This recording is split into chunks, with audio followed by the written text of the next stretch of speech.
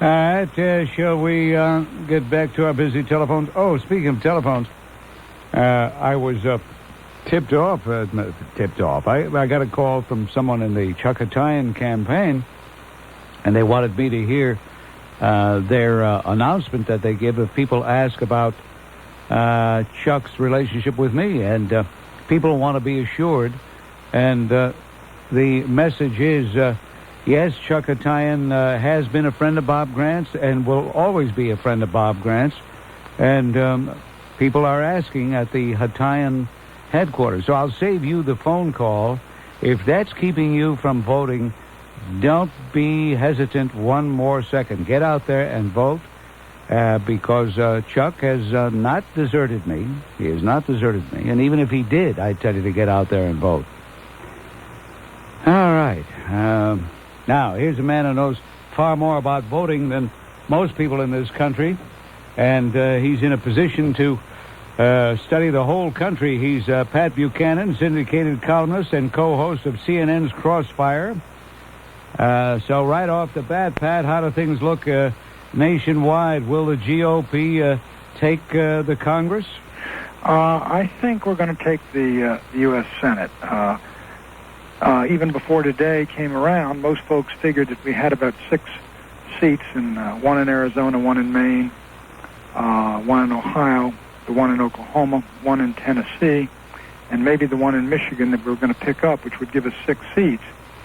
And I think we're competitive in about 4 or 5 others. So I think we're going to get the Senate. I think it's still open, Bob, whether we can capture the House. I think the governorships, we're going to wind up with somewhere between 7, 8, 9, or 10 of the 10 largest states in the Union. Up in your own state, I know Mario Cuomo's ahead, but I think that is still, it's a long shot, but it's still winnable. Yeah, and if it hadn't been for the fact that Rudy Giuliani has this personal vendetta with Al D'Amato, it works both ways. But because of his desire to get back at Al D'Amato, that's why he's backing Mario Cuomo. It's that simple. Well, you know the politics in New York better than I do. I don't know whether there's some kind of expectation or arrangement that Giuliani can be helped by Cuomo and won't be helped by Pataki. But I do think that the Democrats, at least down here in Virginia, Doug Wilder despises Chuck Robb, or at least his public career has been one of animosity and just real nastiness. But they pulled together for the cause, and I think if Giuliani had pulled together for the party, for the Republican Party, buried the different disagreements with Al D'Amato, sat down with all of them and had a unity gathering, I think we'd be sailing to victory right now. I think you're exactly right. Yeah, as a matter of fact, when you analyze Rudy's posture here, he is endorsing Dennis Vacco for Attorney General, which really it shouldn't surprise anyone. They worked as prosecutors together. He's endorsing her. Here's the inconsistency here. He's endorsing Herb London for comptroller, and yet Herb London's philosophical underpinnings are a far cry from Rudy's. George Pataki, on the other hand, seems to be more in tune with Rudy than Herb London. I don't understand that. I see where Dan Quayle this morning said he thinks that Rudy's going to go Democratic. It's the only way he can go into the Democratic Party now. But I don't understand. I mean, you're right. Herb London has a reputation, national reputation, as a staunch conservative, more on the conservative wing of the party, and the complete opposite of Rudy Giuliani, as opposed to Pataki. So maybe you got to understand the feuds up there that some of us don't understand that well, Bob, to understand what's going on. Well, I know both of them personally, and I've regarded both of them as friends, and they tell me the same. They sing the same tune to me privately, except you just change the name. When I'm talking to Al, you substitute the name Rudy. Right. When I'm talking to Rudy, you substitute the name Al. I mean, I had offered to be a peacemaker at one time, and they both practically killed me. There's not going to be any peace now, I'll tell you, unless if Pataki does not win. I still think, even though I know that a lot of Republicans are saying that's one we can't win, I still think Pataki's got a fighting shot at it. A lot of people around here do, too, and as a matter of fact, someone had said a little while ago, prior to our getting you on the phone, had it not been for what Rudy did, this would probably be a Pataki landslide. I think it would be a relatively easy Pataki win, but I think he can still win it, and I would hope anybody out there that is that is sort of disheartened by the split ought not to be. They ought to go out and vote. And, of course, I'm very much for Pataki, and I'd like to see him win it. And they ought not to, stay home. This thing can be won. Now, let me ask you this, though, about the propensity that Republicans have for deserting their party, which seems very rare with Democrats. And I think of Mayor Riordan out in... Riordan, right out in Los Angeles. Yeah. He's endorsed Pete Wilson, but he also endorsed Dianne Feinstein. Why do you suppose he did that? I think it's probably more of a personal relationship with Feinstein and no relationship at all with Huffington. Feinstein probably has been very helpful to Los Angeles when it had its troubles with the earthquake and the rest, and maybe he feels a debt of gratitude, and maybe he feels she's going to win, and she's going to be a real power down there in Washington, very close to the president.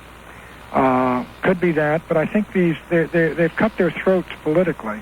And of course, Virginia is a clear-cut case where the First Lady, former First Lady Nancy Reagan, came out against Ollie North. A lot of some establishment Republicans have gone in there and just assaulted him. You got the thing in California where Kemp and Bennett went out there and torpedoed the Proposition 187 by coming out and basically saying it was a bigoted proposition.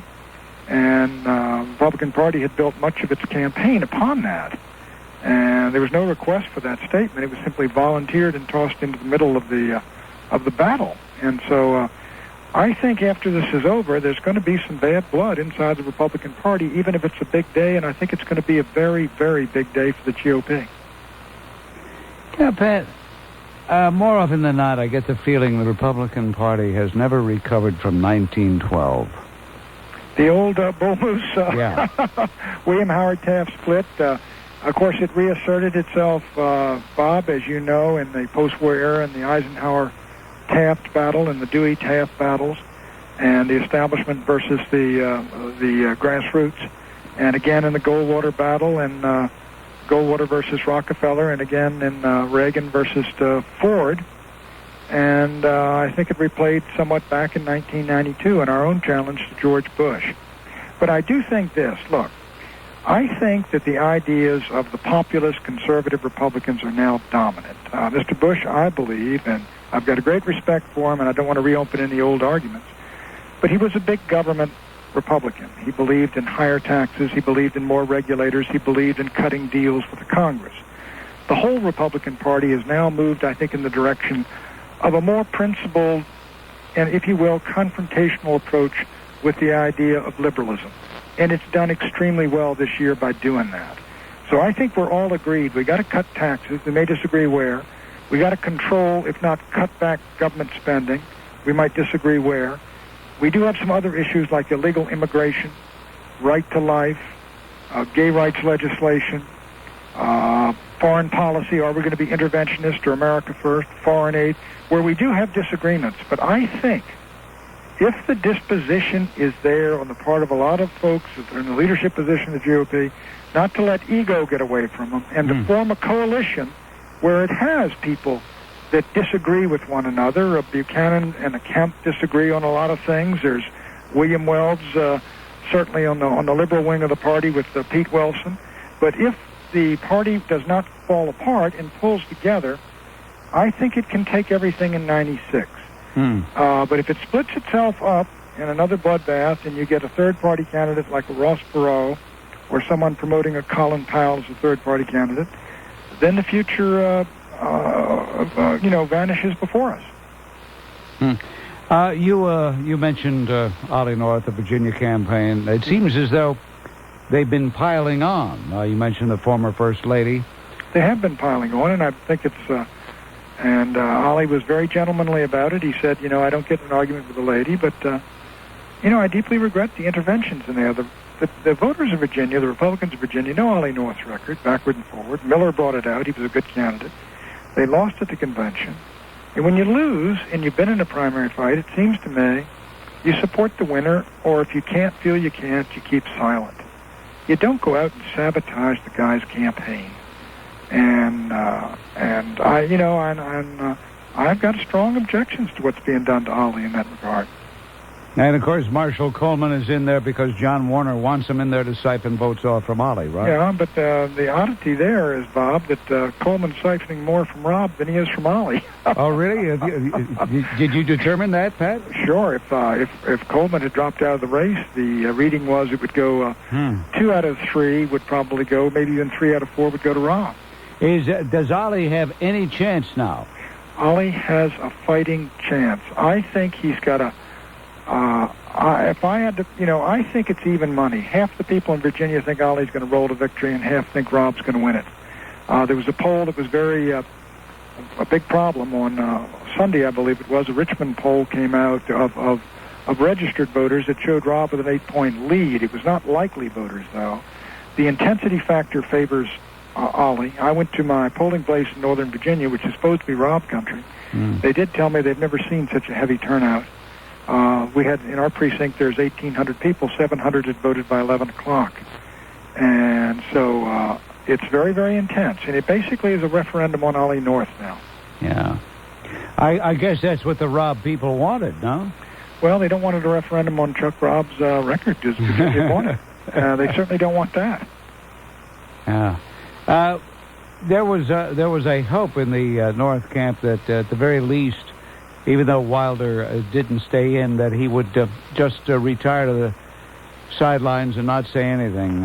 What do you suppose convinced him to make that ringing endorsement of Chuck Robb? I think the Democrats got to him and said, listen, Doug, we know your feelings about Chuck Robb, but you can't win this thing. And it's obvious your numbers are going down into single digits. All you're going to do is siphon off a lot of minority voters from Rob, and you could be the reason that the Republicans captured the United States Senate, and a lot of our guys, staffers and others, are fired. We lose all these committees. The president's put into trouble. And we know how you feel about Chuck, and we can understand it, but you can't do that to the party. And if you want a future in this party, and there can be a future for you in the Clinton administration, a lot of doors are open if you'll step out and endorse Chuck Robb. But if you don't, you're going to be the one blamed, and it's all over for you. That's what my guess is the message that was delivered.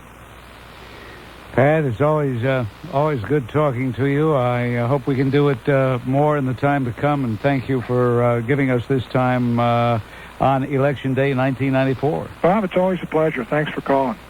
Pat Buchanan, ladies and gentlemen, right here on WABC. He says it is character, not IQ. The elite didn't build America. People of courage did. And Pat is very concerned about the future of this country for basically the same reasons many of us are. And that is what about our values? Do we have values anymore? And, of course, there's a lot of evidence to indicate that we're losing our values. We'll have to talk about that more in the time to come. Right now, let me tell you that this portion of the Bob Grant Show is brought to you by Office Max. What's wrong with being a nice guy? What's wrong with not wanting to hurt people? What is the big tragedy? Listen, I am not somebody who empathizes with radical anarchists.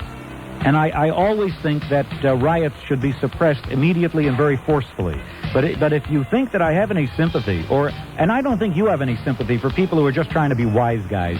Jay Diamond, weeknights at 10 on 77 WABC. Hear that?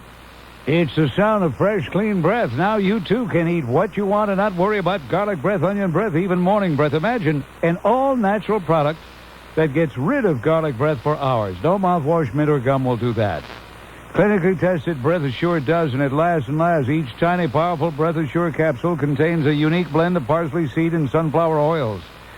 You simply swallow 2 or 3 capsules after a meal, and you can be confident that you have fresh, clean breath. And now, Breath Assure has a special offer to launch their new single-use packs.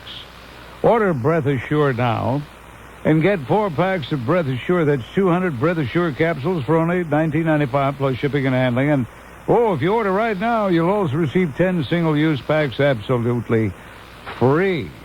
Free. Hey, did I say free? Free. Free hugs, free kisses, free intimate conversations. Call 1-800-527-6700. Call now. 1-800-527-6700. Guaranteed or your money back, so try Breath Assure. 1-800-527-6700.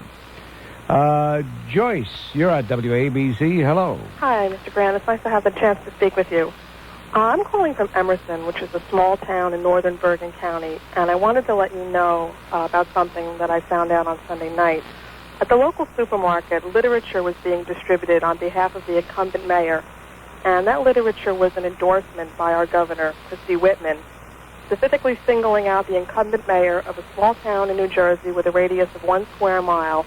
It was a personal endorsement. She was coming out and urging the people of Emerson to vote for this incumbent mayor. And I find it odd because New Jersey has 567 municipalities, and I doubt that Governor Whitman has expended the energy to come out in every town from Aberdeen to Wildwood Crest and support the incumbent or the candidate of her party in all those towns.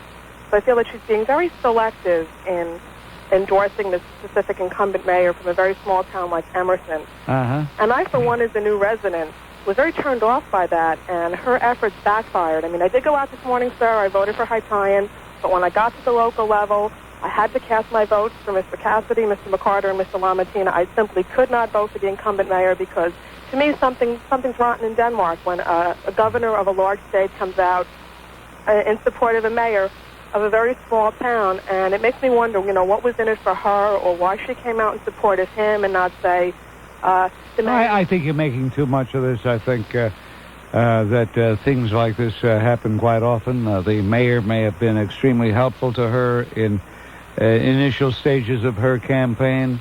He may have contacted her. He said, Madam Mayor, Madam Governor, I'm in a tough race, a tight race here.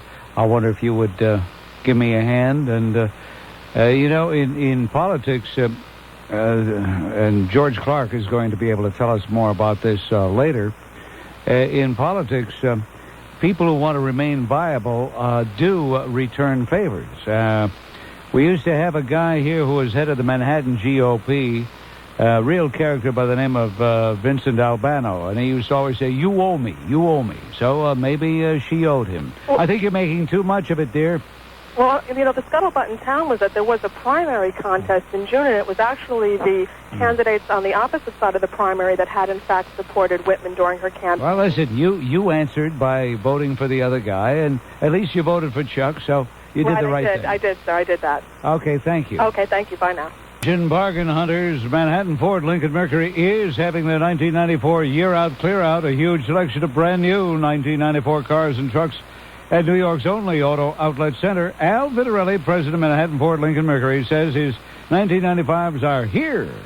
They have a huge selection of 1994 Escorts, Tracers, Probes, Aerostars, Crown Vics, Explorers, Continentals, and Town Cars, all at never-again prices, all fully equipped, not stripped, with air conditioning, automatic transmission, AM/FM stereo, rear defroster, and much, much more. For instance, the 1994 Escort LX wagon or four-door only $10,595.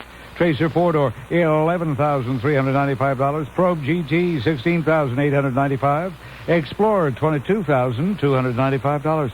And they have many more to choose from, but hurry, they're going fast and all must be sold by November 15th. And remember, they're no-nonsense pledge. The price you see is the price you pay. Manhattan Ford Lincoln Mercury, West 57th Street and 11th Avenue. Call 212-581-7800. Only tax, license, and registration fees are extra.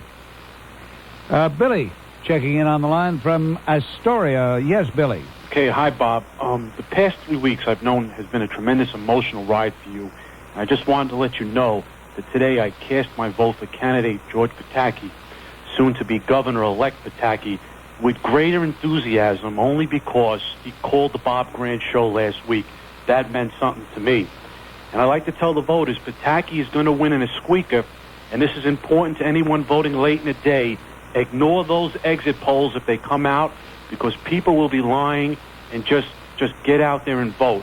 And Bob, I'd like to turn to New Jersey, because the First Amendment has come up a lot the past 3 weeks. And I'd like to remind everyone that freedom of speech was protected by the young American soldiers that died for it. And I'm urging all New Jersey voters to teach Frank Lautenberg the ultimate lesson. Don't you dare ever tamper with the First Amendment, and especially Bob Grant. And whatever happens today, Bob Grant is still going to be number one. And just get out there and vote. And thanks, Bob. All right, Billy, thank you. And regardless of whether Lautenberg wins or loses, I do want an investigation. Al D'Amato promised that as a member of the Senate Transportation Committee, he would seek an investigation into the activities of Frank Lautenberg when he wrote to the head of Amtrak demanding that they stop the advertising on the Bob Grant show using his office where it wasn't supposed to be used. But we'll save that for another time. Sam, you're on WABC. Hello. Yes, Bob. There's so little time to say so much, so I'll try to make it as brief as possible. This unbelievable psychological trauma that you have suffered at the hands of what we have come to know as the We Know What's Best for You gang. There's one of them in every country, and we have one right here in this country, and we have the primos and the capos right here in little old New Jersey, and we must teach them a lesson and vote them right out into oblivion. Everyone knows who their names are. We don't have to even mention any names. They know the ones that have caused it, you voters out there. But I must say this, Bob, that this situation... do you want to stay on? You. Sam, I wish we had more time, but do you want to stay on after the news? Ron's #1 AM radio station in New York, Long Island, and the USA. WABC, New York. It's 4 o'clock.